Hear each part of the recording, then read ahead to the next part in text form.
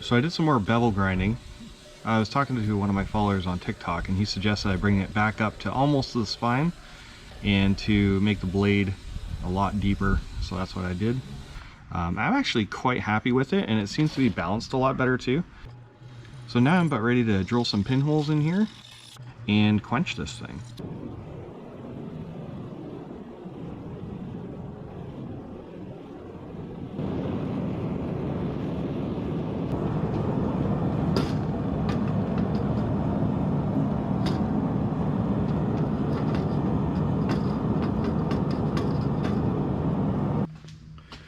Alright, let's see if she skates. It sounds pretty good. Alright, let's get in the plates here. Right, clamp her up.